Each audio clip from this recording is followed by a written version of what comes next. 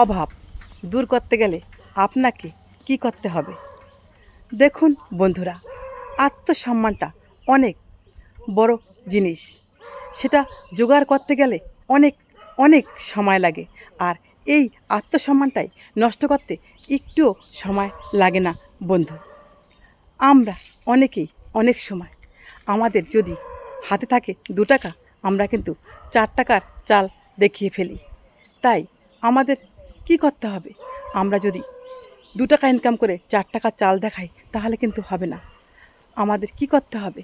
আমাদের যেইভাবে চললে আমাদের অভাবটা আসবে না। আমরা যদি একটু অভাবে পড়ি আর লোকের কাছে গিয়ে 2 দিন পর পর টাকা হালাত চাই, তাই না? তখন সেই টাকাটা যদি ঠিকমতো দিতে না পারি তখন কি হয়? তখন আমাদের এই আত্মসম্মানে লাগে, তাই না বন্ধুরা? আর আমরা যদি একটু হিসেব করে নিয়ম মেনে চলি তাহলে কিন্তু আমাদের এই অল্প ইনকামের মধ্যেই লোকের কাছে গিয়ে হাত পাততে হয় না। একটু যদি সচেতন হওয়া যায় আর একটু যদি বুঝে চলা যায়, আমরা অনেক সময় এই ভুলটা করে থাকি। কি ভুলটা? সেই ভুলটা হচ্ছে আমরা দেখি যে ওই বাড়িতে একটা গাড়ি কিনে এনেছে, আমাদেরও একটা গাড়ি কিনতে হবে। ওই বাড়ির বউটা কানের একটা দুল গড়েছে, আমাকেও একটা কানের দুল গড়তে হবে। তার জন্য কি করতে হবে? আমাকে হালাত করে আনলেও সেই কানের দুলটা করতেই হবে। ও একটা ভালো শাড়ি পরেছে, আমাকেও একটা ভালো শাড়ি পরতে হবে, তাই না বন্ধুরা? আমরা অনেকেই এই ভুলটা করে থাকি। আমাদের কি করতে হবে?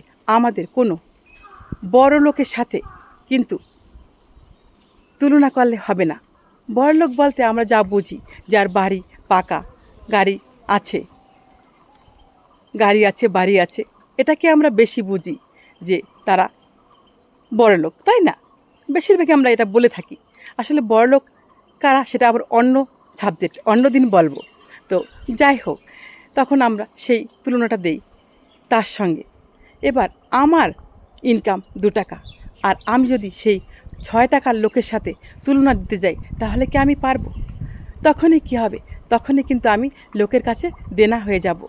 তাই অল্প ইনকামের মধ্যে যদি অল্প খরচা করে তার থেকে 1 টাকা বাঁচানো যায়, দেখবেন একদিন ওই 1 টাকা বাঁচাতে বাঁচাতেই আপনার হাতে 1 লাখ টাকা হয়ে যাবে। তখন কি হবে? তখন সেটা দিয়ে আপনার স্বামী একটা ব্যবসা করতে পারবে। আর ব্যবসা করে যখন লাভবান হবে তখন কি হবে? তখন কিন্তু আপনার সেই ছোট ছোট আশাগুলো আপনার স্বামী পূর্ণ করতে পারবে। আর আপনি যদি তগনগদ আরও 5 জন যেরকম করছে সেরকম করতে চান, বা সঙ্গে সঙ্গে আপনাকেও সেরকম শাড়ি পরতে হবে, সেরকম গয়না পরতে হবে, সেরকম গায়েতে চড়তে হবে, তখন আপনার স্বামী কিন্তু দিশা পাবে না। তখন আপনার স্বামী লোকের কাছে হালাত করবে, আর সেই টাকা যখন দিতে পারবে না তখন তার আত্মসম্মানে লাগবে। তাই তো বলছি বন্ধুরা, আত্মসম্মানটা অনেক বড় জিনিস। জোগাড় করতে অনেক সময় লাগে, নষ্ট করতে একটুও সময় লাগে না বন্ধু।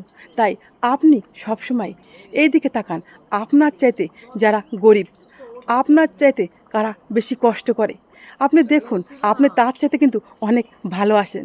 যখন আপনি আপনার নিচের দিকে তাকাবেন তখন আপনি ভাববেন যে না, আপনি কিন্তু অনেক ভালো আছেন। তাই জীবনে যদি আপনি প্রতিষ্ঠিত হতে চান তাহলে সবসময় আপনার নিচের লোকের দিকে তাকান। আপনার উপরে কে আছে সেদিকে আপনি কখনো তাকাবেন না। তাতে কি হবে? তাতে আপনি কখনো উপর দিকে উঠতে পারবেন না।